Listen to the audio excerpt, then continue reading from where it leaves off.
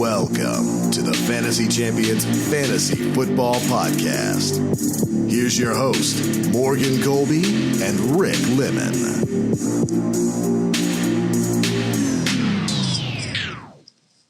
Coming to you live from my living room or my office. My name is Morgan Colby. I got Rick Lemon with me. It is Tuesday, March 31st. I'm going to be stuck in my house for another month. And I'm in the bunker for whoever knows how long. Yeah. I don't think I've seen daylight for 1 month. I was thinking about it earlier today. What happens if the internet or the television or like say the power went out for like 3 days? Or like everyone being home overwhelmed our power or internet grids, whatever you want to call them, and we weren't able to have TV and internet. You'd be seeing absolutely mind-boggling things like me playing instruments or board games to try to keep myself entertained. People would start raiding houses. Everyone else, yeah, I think everyone else would treat it like the zombie apocalypse. We're just sitting in our basement recording another podcast. Yeah. We don't know if you're ever going to hear this. There are people banging on the outside. There's actually people with a gun right outside our door right now. It's all right, though. So hopefully you are healthy and you're listening to this podcast about fantasy football. We got a lot to get to in this episode. We're going to give you some news from around the league. But in this episode, we're going to continue our ranking series with running backs. So we're jumping right in. My favorite position in fantasy football, probably the one I do most accurate with predicting. Suck at wide receivers, I'll tell you that much. But anyway, so we'll do our running back rankings 1 through 12. Thursday we'll do 13 through 24. So we have a lot of players to get through. Before we jump into the news, check out our website at thefantasychampions.com. Follow us on Twitter at TheFFChamps, on Instagram at TheFantasyChampions. You can like us at Facebook.com/TheFantasyChampions. Subscribe wherever you listen and leave a review. Be sure to share this podcast with your friends too. I'm sure you can text them and say, hey, this podcast I was listening to, I don't want you to win the fantasy league, but it's pretty good. It gave some pretty good advice. Yeah. Decent. So let's jump into the news.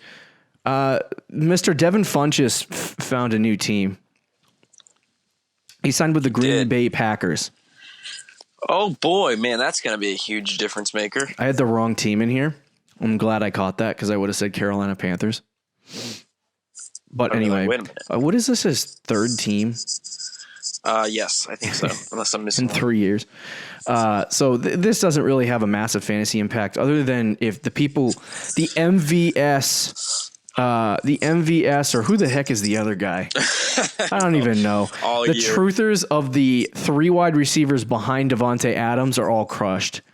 Do you think this might actually be a good landing spot for Funchess, considering that there's literally no one as the number 2 wide receiver? For him, maybe. But I really don't think he's gonna have a huge impact on that team. Yeah, this is like the first time he's had like a very good quarterback. Yeah, that's at true. Least passing wise, because a lot of people will be like Cam Newton, and I'll be like, all right, relax.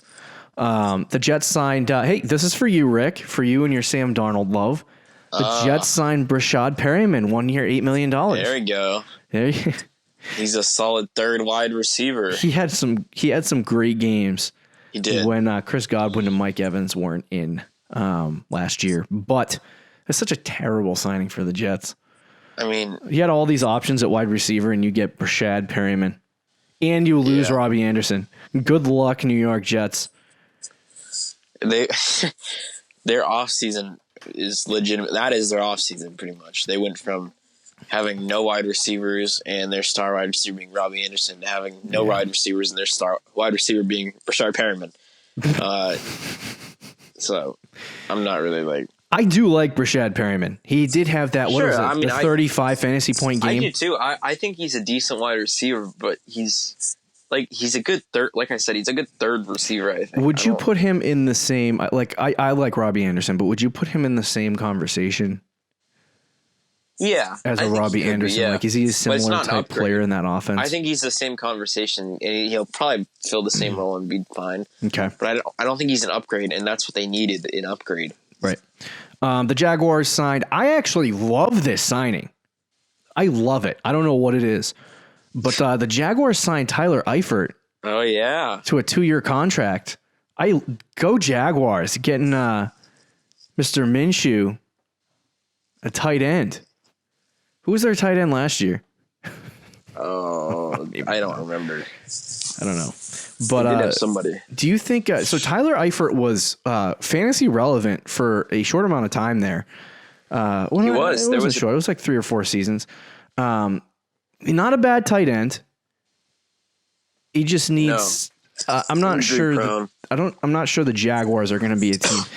Here's what I'll say: the Jaguars are very much a pass-first football team. They love to throw the football all over the field. A lot of people will be like, "Oh, they gave the ball a lot to Leonard Fournette on the ground." No, they're a team that loves to throw the football. So I think that would implicate good things for Tyler Eifert. He's not a great blocker, but he can catch the ball. So it adds another piece to their offense. And hopefully, if Minshew is actually good at football, I think Tyler Eifert could actually be a decent addition for the Jags and kind of a little bit of a sleeper going into next year because no one's going to want him. They're going to be like, this guy blows. Yeah. No, I think it could be a nice addition as well. Gives him another red zone threat. I mean, he's got a couple targets now. I mean, yeah. They don't have anyone spectacular. Chark, Eifert, Fournette. Yeah. D.D. Westbrook's still there, right? Yeah, Westbrook. So, I mean. Would you draft Tyler Eifert in a late rounder? Okay. All right. No, probably not. Ed Werner reports the Cowboys have resumed contract negotiations with Dak Prescott. Good luck. Yeah, really. This goes to my point that I said last week, and we will talk about Melvin Gordon this week. But James Palmer of NFL Network reports that the belief is that Melvin Gordon will be Denver's bell cow. Now, what the frick did I tell y'all last week? I mean, I hope this report is right, because if it is, that's going to be big things for Gordon, and he would move much higher up my list than where he is now. Right. But did you also see the quote that Phillip Lindsay had? What's that? About the Melvin Gordon signing? I wish I had it on me, but he essentially said, like, I'm not going to give up the job that easy. Or, like, I'm not going to just let someone come in here and take the job. Phillip good luck, buddy. Good luck. So, well, I mean, Melvin Gordon's been an absolute freaking star in this league for 3 years, and Phillip Lindsay barely won the job over Royce Freeman. Still, but like the fact that he said that's going to, there's going to be legitimate competition. So I don't know. I think considering it's hard for me to see some of the running back situations opening up in this league, I actually think so. They might run with Phillip Lindsay I think they're going to run with him as a third down back this year, which does limit a little bit Melvin Gordon's, like in LA. Like you had, I guess it's similar to the Austin Eckler situation. I mean, they're not going to throw the ball as much to Phillip Lindsay. He's not a great pass catching back, but I think when you look at how Austin Eckler and Melvin Gordon were utilized, did Melvin Gordon, when he came back, even after Austin Eckler was going off, even when Melvin Gordon came back, he was still an RB1. Yeah. So, but yeah, if they continue to utilize Phillip Lindsay in a similar role than to what Eckler was last year, I'm not concerned about Melvin Gordon being an RB1. I think what people should be more concerned about with Melvin Gordon is that he's in the Denver Broncos offense that has an extremely young quarterback. Their offensive line is mediocre at best, and I don't see them as a high-flying, high-powered offense that's going to get this guy into the end zone a lot, right? No, yeah. So that would be more of my concern with Melvin Gordon than, looking at him and seeing a guy who's going to lose his job to Phillip Lindsay. Yeah, I mean, and I get that. People love Lindsay, though. I'll tell you that much. When he loses the job to Melvin Gordon, there's going to be some mad truthers. No, I mean, I agree. The back of my mind is still going to be like, I know they say they're going to use Melvin Gordon like that. Yeah. But I don't know. If Lindsay's still on that team, I think they will use Lindsay. Yep. A decent amount. And I don't know how much it's going to be, but it still concerns me. I think there's a chance that he could possibly be traded. Not Melvin Gordon, Phillip Lindsay, but we'll see what happens. He's a very small contract, and I think there are teams in the league like the Rams or I'll say the Steelers too, considering our next news, that would take a small contract for a season and utilize him. Yeah. Because next year he's going to want to get big money. Like I could see Kansas City maybe jumping on that. It's cheap money. So it's like you give him like a fourth round pick for Phillip Lindsay. You know what I mean? Like if you really want him, I don't know. Running backs are not that popular. So I think people hype up Phillip Lindsay a little bit too much considering what he actually is. The Athletic said, I think you don't like Phillip Lindsay. I don't like Phillip Lindsay. I like him as a person. I don't like him as a football player. Ed Bouchette fully expects the Steelers to draft a running back with James Conner headed into his contract year. They also said that Juju Smith-Schuster is expected to walk at the end of 2020 as well, because his contract is up, I believe. So it looks like the Steelers are going all in this year and then all out next year. We'll have to see what happens with that. But with them expected to draft a running back, do you think they're really concerned about James Conner's ability to stay healthy? Yeah, big time. I mean, I think if they weren't, they wouldn't be drafting a running back. But that is a good location for a running back, I'll tell you. He's been hurt the last 2 straight years. Yeah. So it doesn't surprise me, and it doesn't surprise me that they might have that all-in attitude as well, because they're going to run with Roethlisberger this year and be like, this might be it. So. And in the final piece of news, the NFL, not that it has anything to do with fantasy football, but the NFL has expanded their playoff setup to 2021. I believe that's the first season that'll be enacted. So they approved it. It will not be this year. I thought when they approved it would be this year, but they said no. So they're doing it in 2021. The earliest that an expanded NFL season games wise 17 games would be 2021 as well, but they haven't voted on that yet. The CBA just approved the full capability to change the rule to that. So we'll have to see. We're following along as we go, but more NFL playoff teams is what we're getting. Should be interesting. Which I'm a fan of. Yeah, good news. So let's move into our running back rankings, part 1. Gonna try to keep this condensed, some minimized content here. Okay. Try our best. So we're gonna do it a little bit different. We're gonna go through the consensus top 12 and tell you where we rank them. And then on Thursday's show, if there's anybody that we leave out, we'll just talk about them in particular. But we'll start with the consensus number 1 and where we have him on each of our rankings. That is Christian McCaffrey. McCaffrey was a boss last year. Absolutely insane. Short order. Honestly, I don't even know what I'm doing in my rankings of him, but he was insane last year. He won people games. He was one of the most owned players on the championship roster. Yep. I know there was a team in our league who did not have a good roster. Beat me in the playoffs. And Christian McCaffrey led the charge for his team. He shouldn't have made the playoffs, but because McCaffrey kept on getting 30-point games, he just kept on winning. So it's just absurd what Christian McCaffrey did last year, the amount of opportunities he got. It was crazy. But here's my concern. So I have him ranked 2. And here's the reason why. This new head coach, Matt Rule, has utilized multiple running backs in the past. And I'm not putting a huge variable on this particular thing. But I think it's enough to move him down a little bit. I don't think here's why I moved him down 1 is because I don't think he's going to finish as the RB1 in all of fantasy this year. Again, I don't think he's going to repeat that performance. Can he? Yes. But I think Matt Rule, he likes to use multiple running backs. I think you're going to see them go out and get another running back, add that to their roster, whether it's in free agency or I don't know if they already did, but whether it's in free agency or through the draft, because there's a lot of running backs in this class, just to put somebody behind McCaffrey so they don't have to throw it to him 150 times and run it with them 300.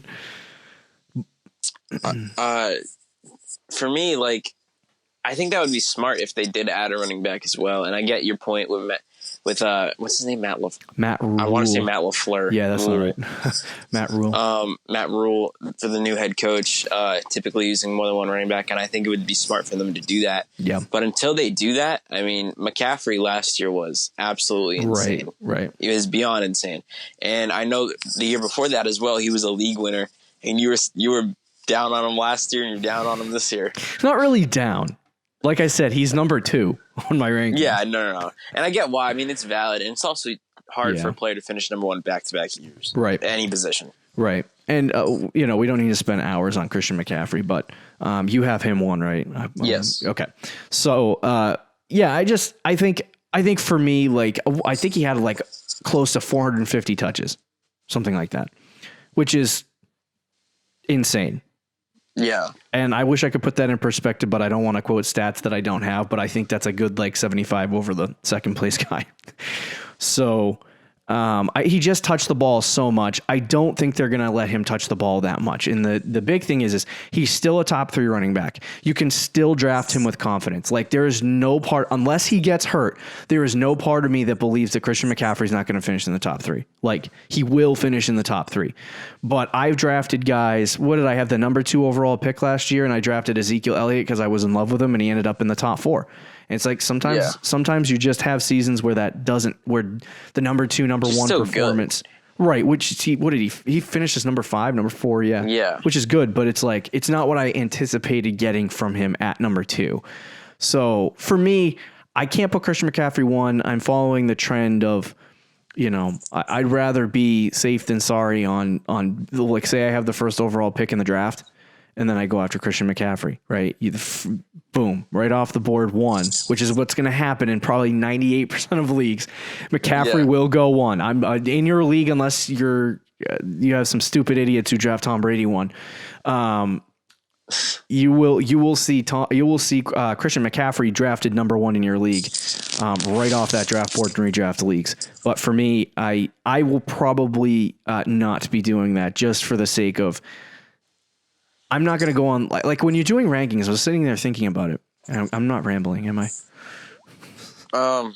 Yeah, you can keep going. Finish your point. Okay. I was thinking about it while I was doing my rankings, and I was like, why does everyone just base their rankings off last year's numbers? Of course, yes, you need to take them into account and what the snap totals were and all that stuff. Like, you have to take all that into account the following year. But to just like on our show previously, we put Lamar Jackson 1. We're probably, I was very tempted to put Christian McCaffrey 1 on the running backs list. And is there any doubt next week that we're not going to put Michael Thomas? Michael Thomas will be 1, yeah. Right. So it's like, but like, what are the chances that all 3 of those guys finish as the number 1 at their respective positions next year? Like, that is like a 0% chance. Yeah. So for me, I'm going to take the risk and move Christian McCaffrey down. If you don't draft him and he goes off, and you had the number 1 overall pick, that's a small percentage of the population. Don't be mad at me. Yeah, it's not out of the realm of possibility. And it's not like you're dropping him all the way down. Like, if you draft him 1, I have no qualms with you. Yeah. So the number 2 ECR guy is Saquon Barkley. Where do you have him ranked? I have him number 2. Okay, well. So you're with the same. You're with the consensus, same tier. Yeah. These are the same 2 guys last year at number 1 and number 2 for most leagues. So it's not surprising to me that Barkley is 2.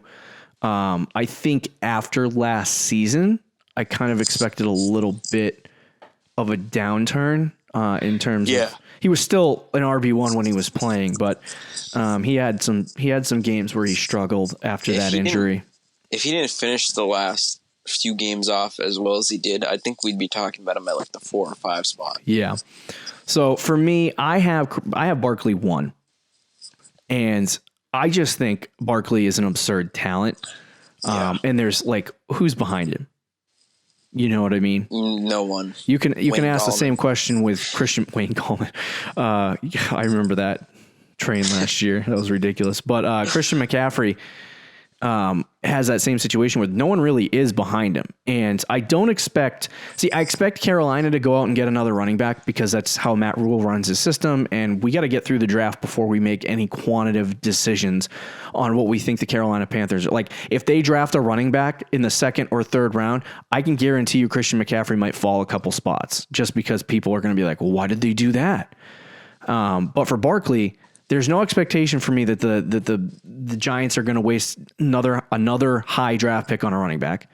They didn't bring anyone in free agency, so this is the guy.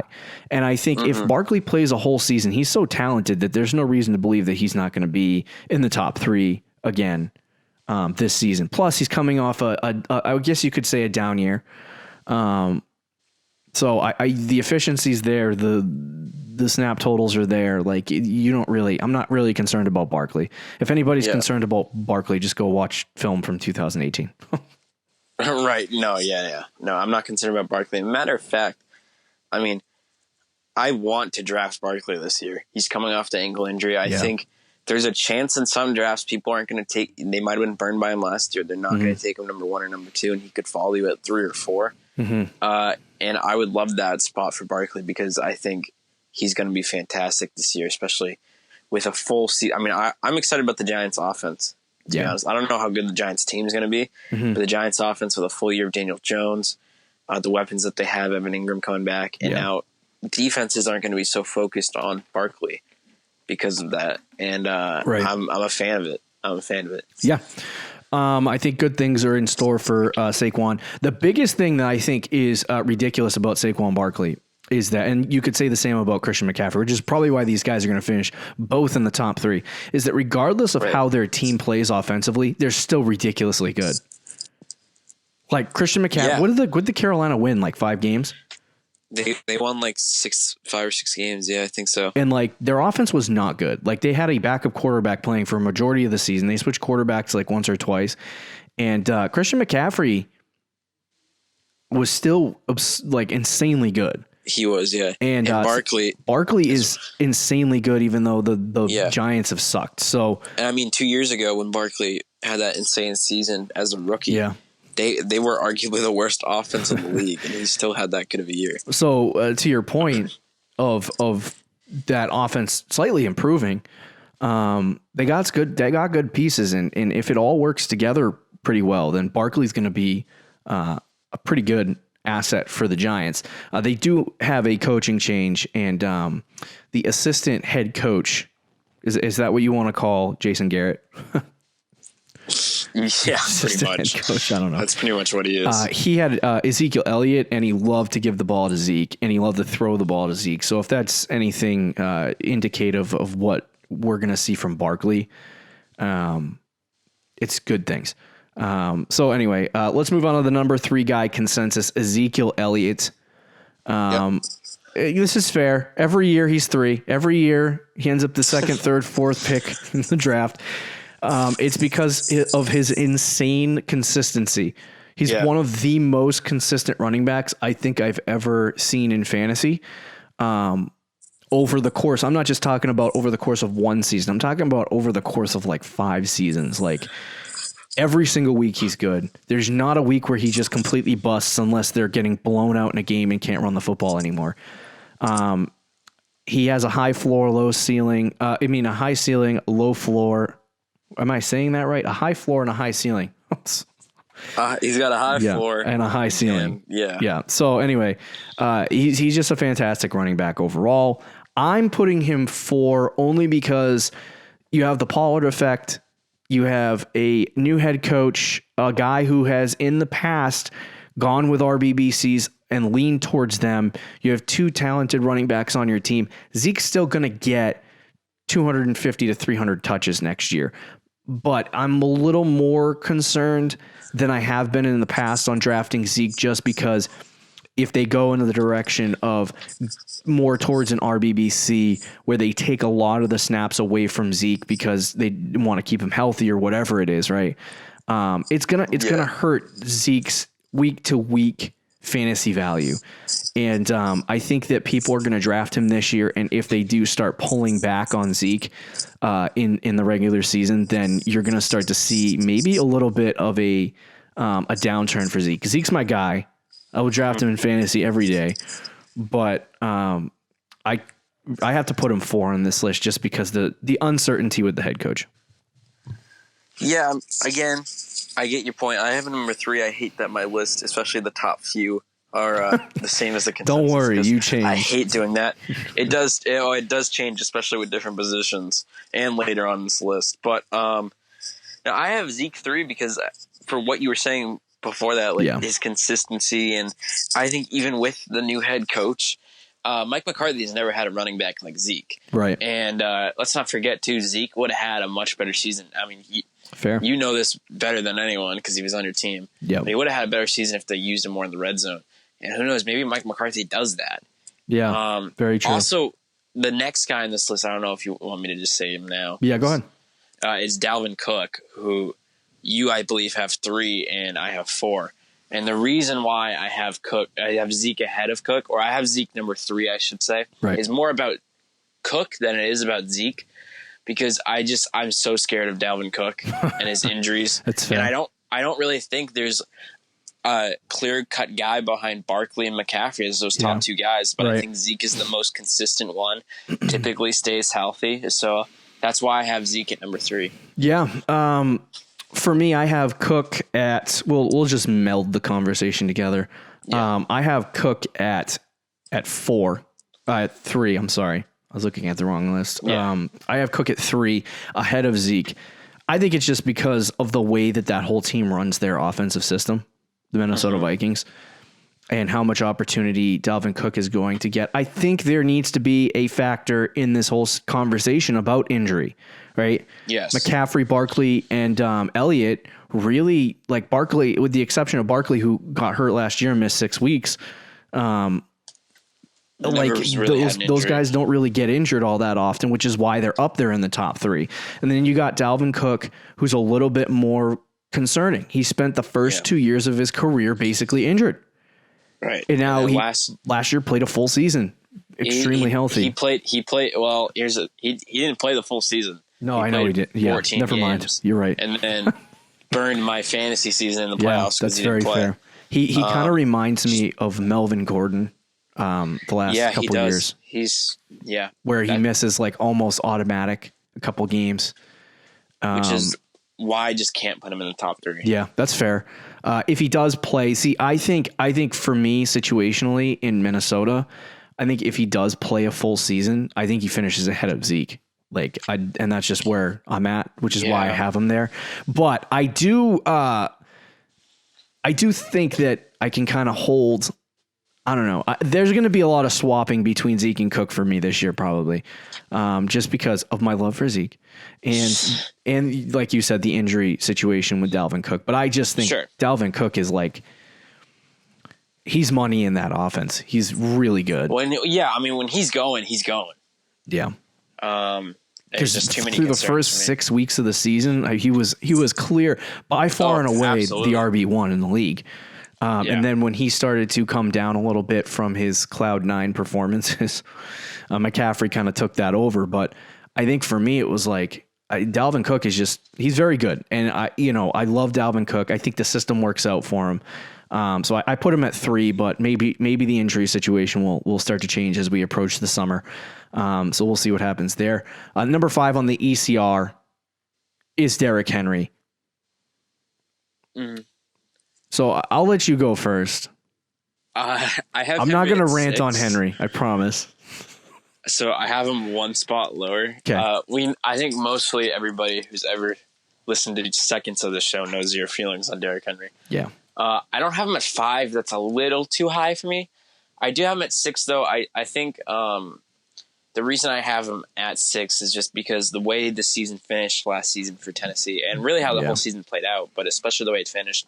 And how Henry emerged, I think they know that in order for them to win games, they have to play good defense and just let Derrick Henry run the ball 20-plus times. Yeah. And I think he'll do that.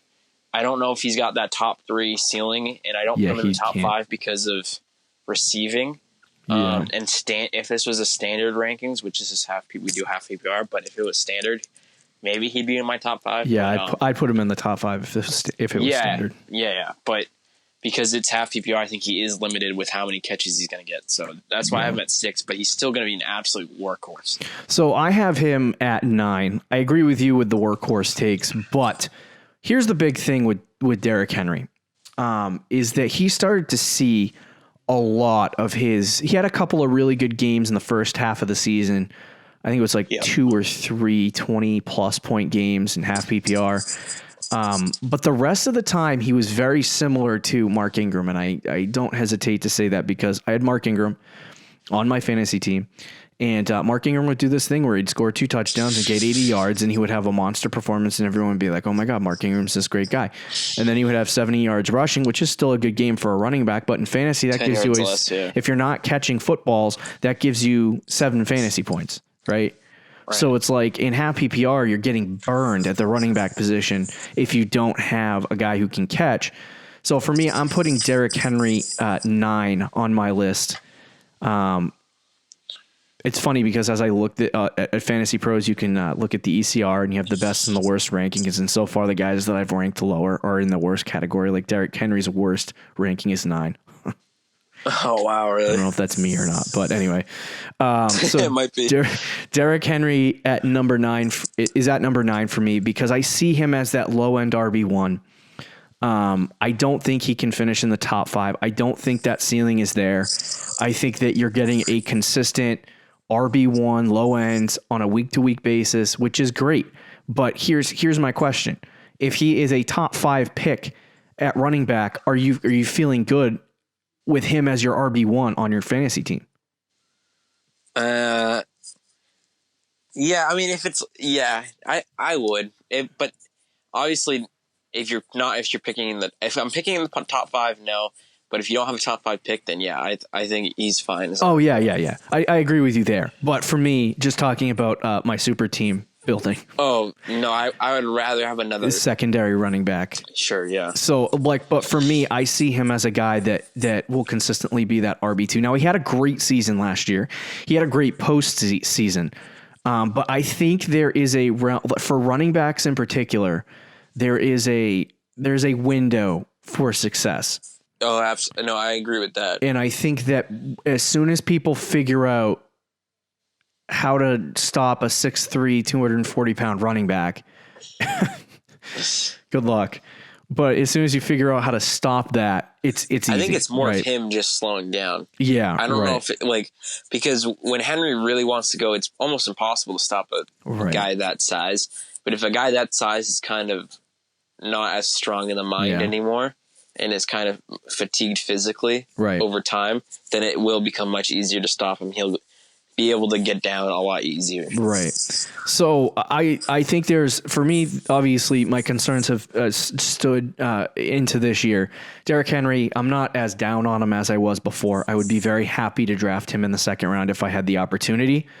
But if I'm in the top 5, 6 of drafting, in the first round, I am probably staying away from Derrick Henry just because of, the way they use him. He's a bowling ball. Now, he hasn't shown much injury problems in the past, but that could lead to the amount they use him could lead to injury. So that's a concern for me. I think the other part of the concern is pass catching. Like I said many times about Derrick Henry, he can't pass catch. And I don't care what people want to say. Oh, he catches 1 pass a game. Yeah, that's 16 total catches on a whole season. So good luck with that. Catches 2 catches a game. Yeah. I'm but it's just you're not going to get, it's very Mark Ingram-esque where Ingram doesn't score as many touchdowns, but it's also a question of, does Tennessee's offense continue to play at the level that they did last year? If they do, Derrick Henry's going to be in the red zone a lot and he might score 17 to 20 touchdowns again. I don't know. I think he was at 16 to 20. I can't remember how many touchdowns he scored. Don't quote me on anything, but he's going to be in that category where he's going to score a lot of touchdowns, and that's what brings him up in fantasy, right? It's the touchdowns. So I think for me, I'm very concerned about Derrick Henry's lack of ability to pass catch. So I'm going to put him at 9 just because I think he's a low end RB1 next year.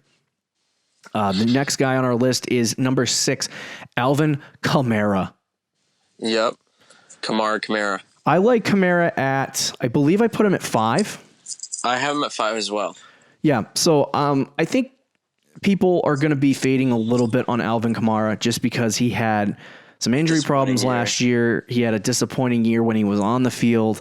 He was still incredible in certain moments, but he was not that 3rd, 4th overall pick that you spent to get him. Some people took him as high as 2. Right. So I thought about it too, because I was so not in on McCaffrey last year that I was going to take Alvin Kamara over Zeke, and then I took Zeke, and man, that would have been a horrible decision. Now, if Kamara's on the field for a full season and Drew Brees is healthy and not having a broken thumb, I think Alvin Kamara is Alvin Kamara. He's one of the best pass catching backs in the NFL. He is, I want to say he's poor man's Christian McCaffrey almost. You know what I mean? Just with the amount that he gets the ball, the amount he gets targeted through the air and the amount of carries he gets on the ground. He's going to touch the ball a lot. He gets a lot of opportunity in the red zone. There's no secondary running back there to kind of take over the job. You know what I mean? Or not take over the job from Kamara, but steal reps from him. So I think for Kamara, he's got to be number 5 on this list. In fact, I would be very, very happy if I was a top 6 or 7 team and I was able to lock Kamara up. Yeah, no, absolutely. I think people are definitely down on Kamara, and for good reason. He didn't have a great season last year. It was very good, but not great, like you were saying. It's interesting looking at his numbers here. You look at 2017, his rookie season. Yeah, he had 8 touchdowns, 81 catches, right? And 728 yards in the ground. Right, good season. The 2018 is big year when he was a top 5 running back. He had 14 touchdowns on the ground and 81 receptions. I think the biggest difference last year, he's had 81 receptions in every year of his career. Yeah. The difference between the last, and his yards are all pretty similar, within 100 yards of each other. Right. The biggest difference last year, he had 5 rushing touchdowns. Dang. In 2018, he had 14. I mean, that's a 9 touchdown difference. That's a lot of fantasy points. When I was talking originally, I don't know if I ever put it on this podcast.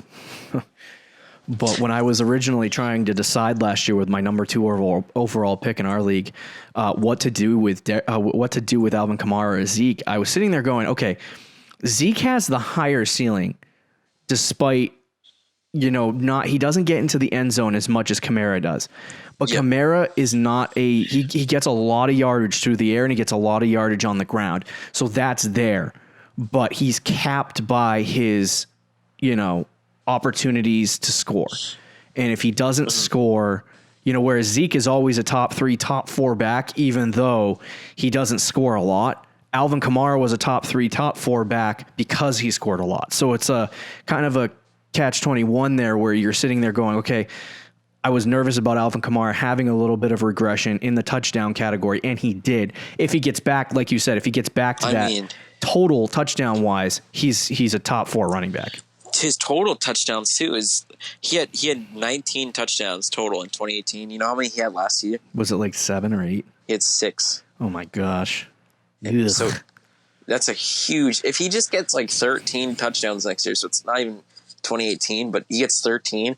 He's probably number 5. He's number 5 or number 4 among running backs. Yeah. The next guy on our list is Aaron Jones. I have him ranked 10 behind Derrick Henry. I have him 9. I want to put him lower desperately. I know. To be fully honest with you. There's so many guys that I have between like 10 and like 14, that 15 you would just shuffle. That I want to move up. Yeah. And I have Aaron Jones 9, and I'm like, I don't know. Yeah. So I have Jones 10 just because his entire season last year was predicated on the fact that he scored an absurd amount of touchdowns. Yeah. He had, I believe it was 20 all-purpose touchdowns. His 16 rushing touchdowns. That sounds about right. I just want to pull up the numbers. Hold on. He might have had more. He had more.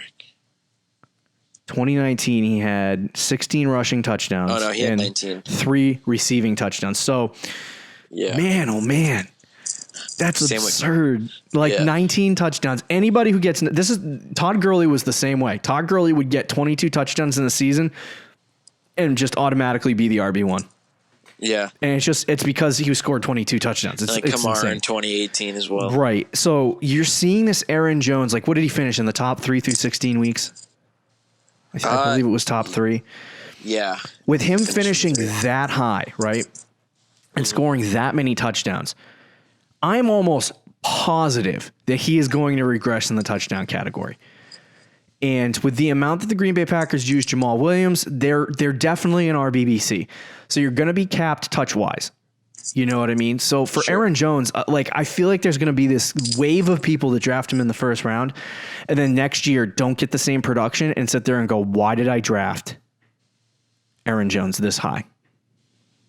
Yeah, no, I think just like how we were just talking about Kamara, I see a lot of similarities with Aaron Jones from 2018 to 2019 for Jones for 2019 to 20. Because Jones, again, 19 touchdowns. Kamara in 2018 had 19 touchdowns total. The next season, he had 6. That's a huge regression, and it backfired on a lot of people. I could see something similar happening to Aaron Jones where people are going to expect the 19 to 20 touchdown season, and he ends up with like 7 or 8, and people are going to be like, what? Right. And he ends up finishing as like a low-end RB1, high-end RB2 because of it. Yeah. Go ahead. I like Jones. I do. I think they use him a lot.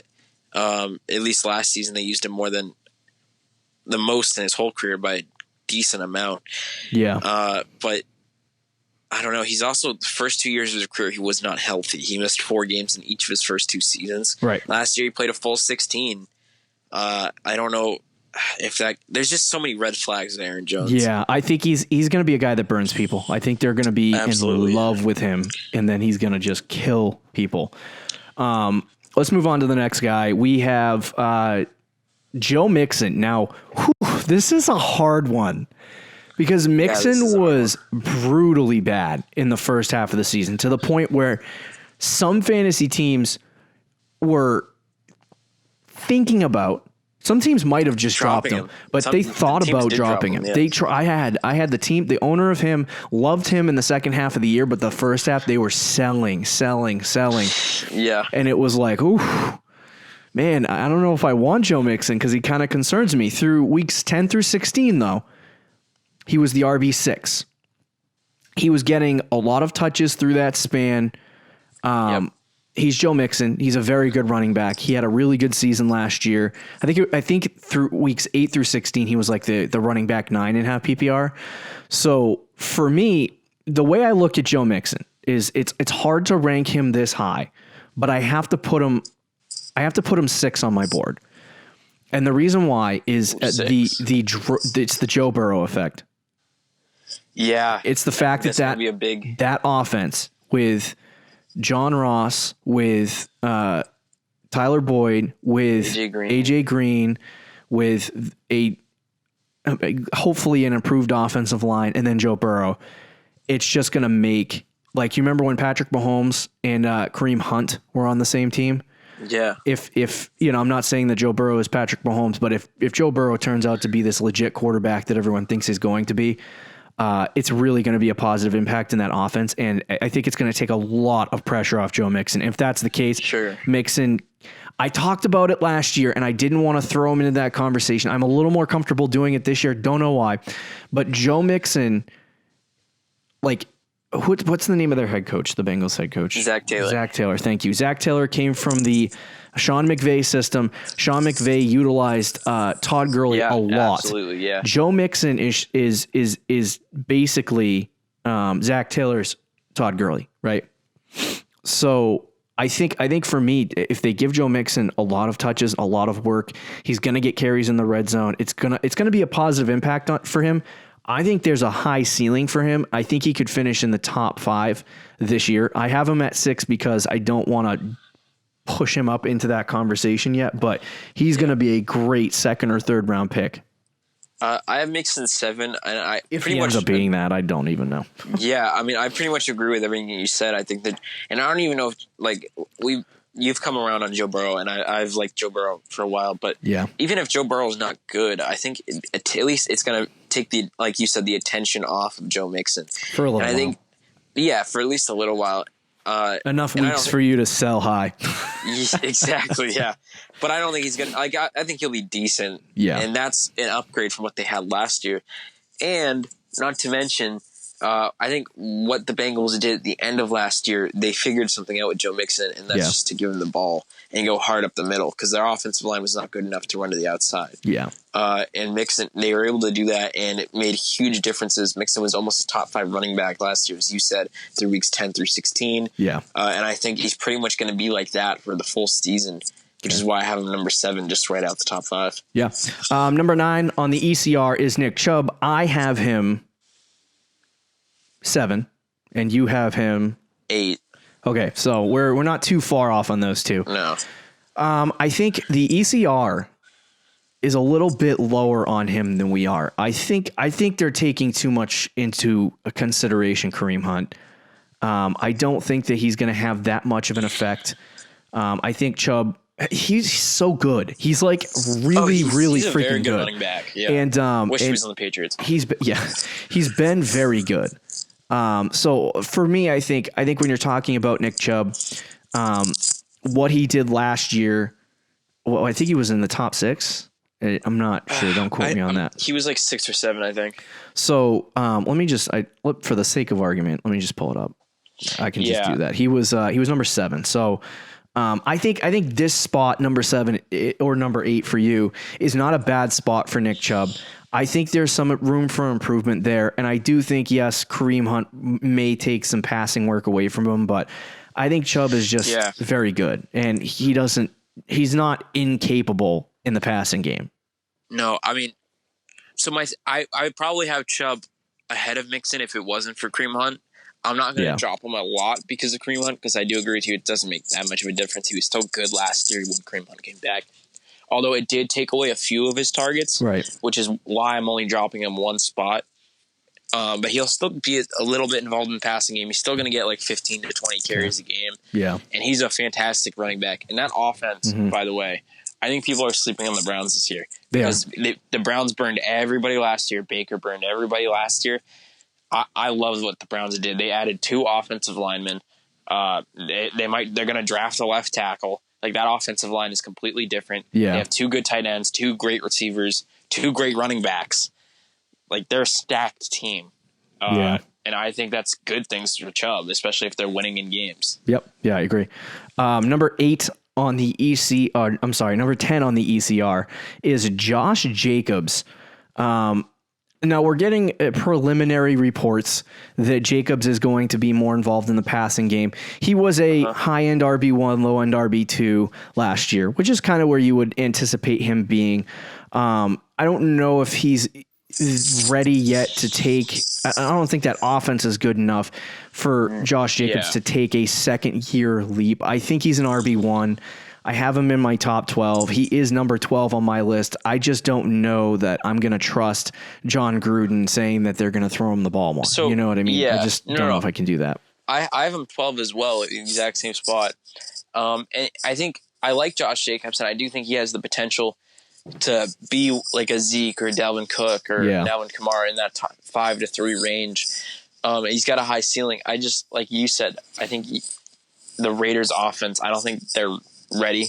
And I don't think he can be like a Barkley or McCaffrey where he can just carry an offense. Not carry an offense necessarily, but succeed even with be a top running back with a bad offense. Not that the Raiders are a bad offense, but they're not a great offense either. So I do think that kind of caps Josh Jacobs for now.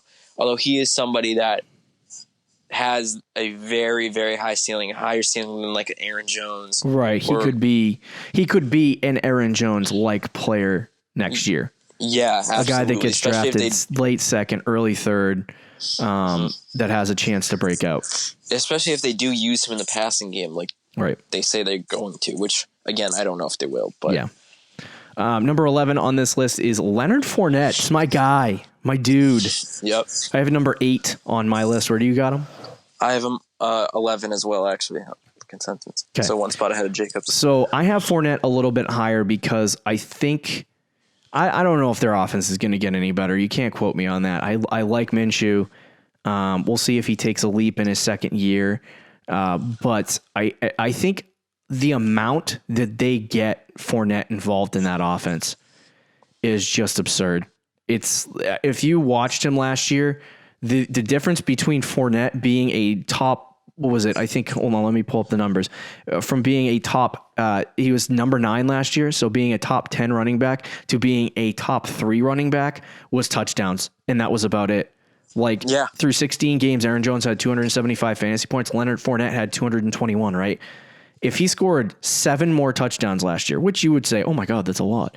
But if he scored 7 more touchdowns last year, he would have jumped up in the conversation all the way up till 3, maybe even 2 ahead of Dalvin Cook. And his problem was just getting into the end zone. I watched the Jags all year last year because I had them.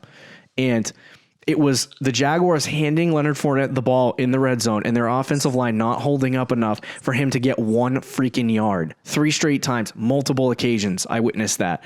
And so it's like Fournette just couldn't get into the end zone. He couldn't buy a freaking touchdown. And I was waiting for that breakout, touchdown stretch that he was going to get. It just never came. And for me, I think people are fading on Leonard Fournette a lot. I think the amount he gets targeted in the passing game, which is I think an average of 6 times a game, which is absurd for a running back. He's going to get targeted a lot in the passing game. He's going to get given the ball on the ground every single time. There's not a secondary guy besides, I can't remember what his name is, Raekwon Armstead. So it's Fournette's the guy. Either he's that guy or he's not. Injury concerns are obviously there. He's had problems with injuries in the past. If he plays a full 17 games, 17 games, I'm already in 2021. If he plays a full 16 game season this year, I think he's an RB1. And honest to God, I think he could finish as a top 5 running back. I'm surprised he didn't this year just because of the way he performed. The problem is, I think Leonard Fournette's similar to Josh Jacobs, where he needs the offense around him is just not up to par, and I don't think they really got much better. You can make the argument Tyler Eifert, but I don't think he changes it. He doesn't really move the needle. You don't like second year DJ Chark? No, I mean it's I think it's slightly better. And I think putting Fournette 11 to me is not that awful, because I do think after probably Kamara at 5, I think there is or Dalvin Cook at 4. There's a lot of guys that could be low end RB1s, mid range RB1s, high end RB2s. They're all kind of in the similar boat. Right. For me, Fournette, I do like him, but I just don't see the touchdowns getting. I think he'll get a few, maybe 1 or 2 more touchdowns, but I don't see it taking a drastic change. There's also a lot of rumors of him getting traded. I don't know if you knew this. Yeah, I do. I'm aware. I've seen he's in his contract year. Yeah, if you just look up Leonard Fournette on Google, the first few things that comes up is Buccaneers are interested. That would be the Redskins. I don't know why the Redskins want every running back in existence. I wouldn't mind that either, considering what Christian McCaffrey looked like. Oh, yeah, true. Yeah. The Redskins blow, but I think I would like him a ton. If he was in Tampa, he might be top. He might jump up to 5th. Yeah. But with Jacksonville, to me, it's just he is the workhorse and he is the only guy there. Yeah. But there's just a ceiling for that offense. So Leonard Fournette right now is at 204 in 12-team leagues. So he probably drops, I think, to the middle of the second round or back end of the second round in a 10-team. Yeah. But Fournette, I think 204 is a little bit high for me. I was kind of hoping he'd be a 3rd-round guy. Back-to-back years. Yeah.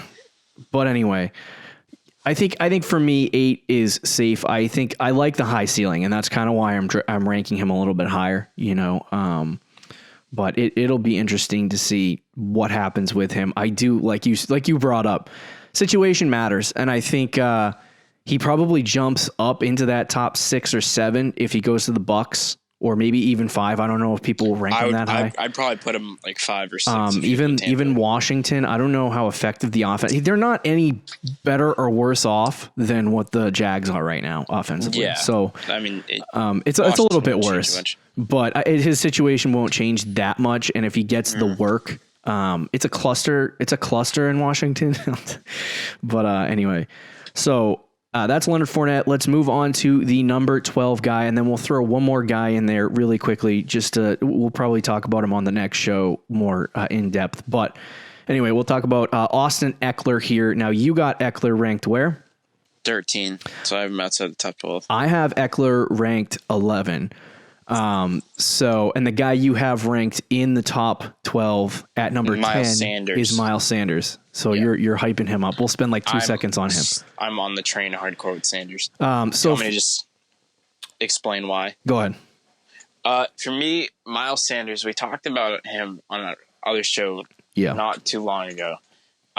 There is no other running back on that team right now. It is Miles Sanders' team. They let Jordan Howard go. Yep. They're focusing on Miles Sanders. Yep. They didn't add a lot of weapons. I think the plan for Philly is to just give Miles Sanders Miles the ball. Sanders is at 402 right now. Let him be. Oh, don't tell me that. One draft position ahead of David Montgomery, by the way. I might have to leave my quarantine bunker and run outside and run a few miles. That's crazy. I'm very Listen high to this Sanders. fourth round. Kerryon Johnson, Miles Sanders, David Montgomery, James Conner, Devin Singletary. Oof. That's a good fourth round. Those guys are going to be third round picks. Yeah, agreed. I mean, yeah, man, I really want Miles Sanders on my team, and I would take Devin Singletary too in the fourth round. Thanks. I think they're going to use him a lot. Yeah. Agreed. I just really like the situation that he's in right now. If you remember when Jordan Howard was out, he was fantastic. I believe I have Miles Sanders 13. I might have him 15. I to be honest with you, I'll probably move him up my board a lot this offseason. There's just a lot of guys I like ahead of him. We saw what Eckler was for Los Angeles last year. Yeah. I think there can be concerns considering that they didn't pick up a quarterback, that they're just going to go with Tyrod Taylor at this point, which is gross. But, and their offense is probably going to be a little bit worse off this year than they've been in the past. But I think what Austin Eckler showed this year, even in a not great offense, was very good. And so I think what was he a top 3-4 running back through the course of the first half of the season? There are going to be a lot of guys that hype him up. So I have Eckler 11. You have Eckler, 13? Mm-hmm. And I'll probably move Miles Sanders up, maybe even ahead of Eckler. But as of right now, I have him there. Is there any other thoughts that you want to... We'll talk about Eckler probably more. Yeah, for Eckler, he might move up on my board. Honestly, I'm kind of scared that they're going to add somebody else. There was talks before Melvin Gordon signed with the Broncos that they were going to bring him back, as well as sign Austin Eckler to that big deal. So I don't know if they still, even though they did sign Austin Eckler, I don't know if they're 100% convinced he could be a workhorse. Like they might add somebody just like even someone minor, which is the only reason he's not like in my top 10 or 11 for you. Right. Yeah, I mean, I don't. It's not like I'll probably move Eckler down a little bit. I'm a little bullish on Eckler right now. Don't know why. But anyway, that'll do it for this episode of the Fantasy Champions Fantasy Football Podcast. I'm going to go make some burrito bowls because there's nothing to do besides eat, sleep, and watch television during quarantine. Yeah. Don't forget. I'm going to go work on my underground tunnels. So. We'll talk to you Thursday, Fantasy Champs. Peace out. Thank you for listening to the Fantasy Champions Podcast. Make sure you subscribe on iTunes and YouTube and follow us on Twitter @TheFFChamps.